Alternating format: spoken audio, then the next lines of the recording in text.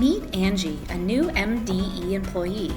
Angie brings passion to her new role, whether working from the office or from home, and is excited to see how her ideas can come to life.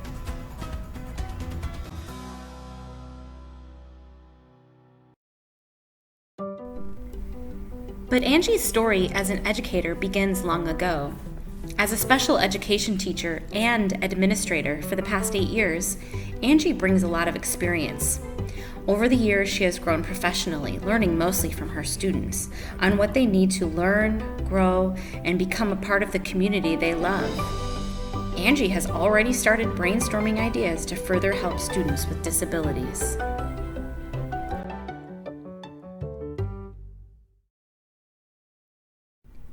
After a few short months, Angie has started settling into her new role, meeting colleagues from her division, attending stakeholder meetings, and talking with districts about what's going well and the challenges they are facing. Angie starts to think about those ideas she came to the agency with and wonders how she can put them into action. As she looks ahead, she realizes there's an annual event at the agency and thinks this may be a start to incorporate some of her ideas to help meet the needs of teachers and students. However, Angie isn't quite sure where to start. Where will the event be? How will the presenters be paid? Is she responsible for reserving hotel rooms? Luckily, there are 2 experts right in her division who will be there to help every step of the way. Meet Mei Ling and Ellie, who are state program administrators. In the special education division, this role assists staff with purchases, contracts, grants, and general budget and project management. In addition, the SPAs are a liaison between the Special Education Division and the Agency Finance Division and often answer frequently asked questions. Throughout these videos, Mei Ling and Ellie will explain the processes involved with common fiscal procedures. This video contains information on the Procurement Division and the steps that are necessary for special education staff to take when making purchases. This chart provides an overview of the process we will be using to help Angie make her purchase. As you can see, the purchasing process includes the support of the Office and Administrative Specialist team, which serves as liaison between the 2 divisions. This chart is a handy reference to use when making purchases. Let's take a few moments to talk about what procurement means and how it fits in with our agency and specifically our division. In general, procurement is defined as the act of obtaining goods or services, typically for business purposes. At MDE, the procurement unit is a part of the Agency Finance Division and usually consists of 3 buyers, including a travel coordinator.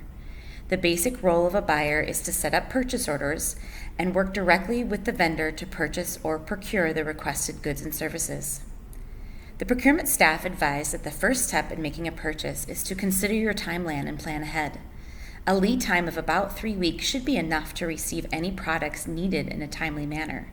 However, there can be delays in communication and product availability, so if it's possible to order early, please consider doing so.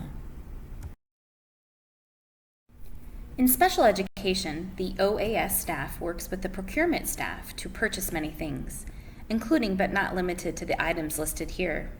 There are other items that can be purchased, of course, but this list gives a good idea of the kinds of purchases that can be made.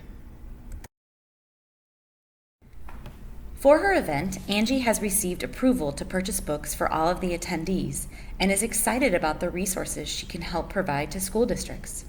The books are a first step in Angie's plan to work alongside the districts and will be a good stepping stone as a new contact for the department. She meets with Ellie and Mei Ling, who provide her with a checklist on the information she will need to gather about her purchase. The checklist is the second step in the purchasing process. As the list indicates, information is needed about both the product or service and the vendor. Let's talk about the product or service first. The most efficient information that can be provided is a quote from the vendor, but if that is not possible, model numbers, serial numbers, and URLs can be very helpful.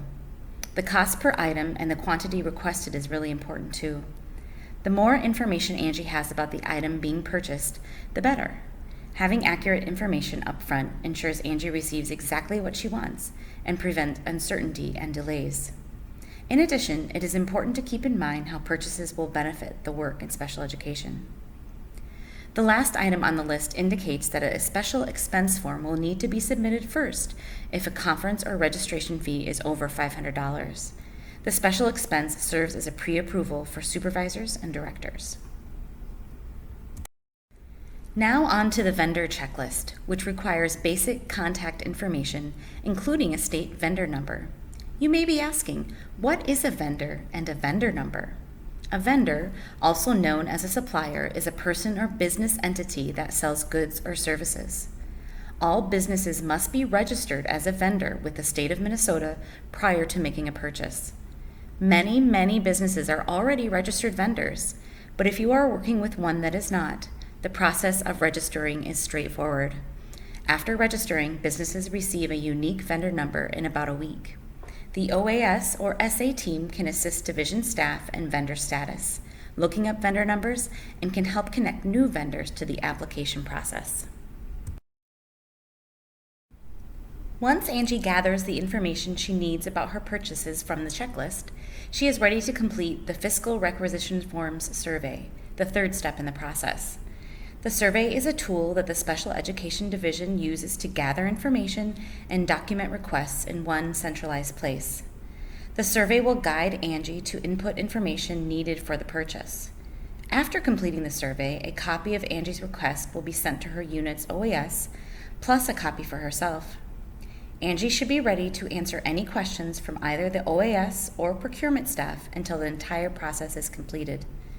The next steps in the purchasing process are completed by the OAS and procurement staff, respectively. It is now time for the OAS staff to enter the order as a requisition into the state fiscal SharePoint system. The requisition form, as shown here, is the agency tool that is used to purchase goods and services and serves as communication to the procurement staff that a product is ready to be ordered. Upon completion of the form, the requisition is in a queue to be processed and ordered. The special expense form is also located in SharePoint and will be completed by the OAS staff if prior approval is needed for a conference or registration over $500. If the procurement staff have any questions or need to clarify anything, they will reach out to the staff members listed on the form.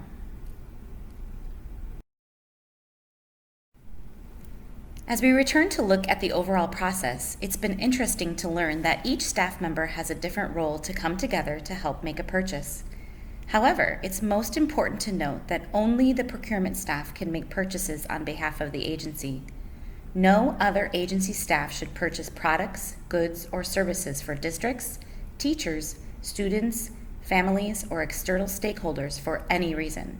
In fact, failure to establishing a purchase order or encumbering funds prior to making a purchase is a violation of state law. Follow these steps for a purchase free of violations. Angie is excited about getting started and is happy that there are resources available to help her through the purchasing process.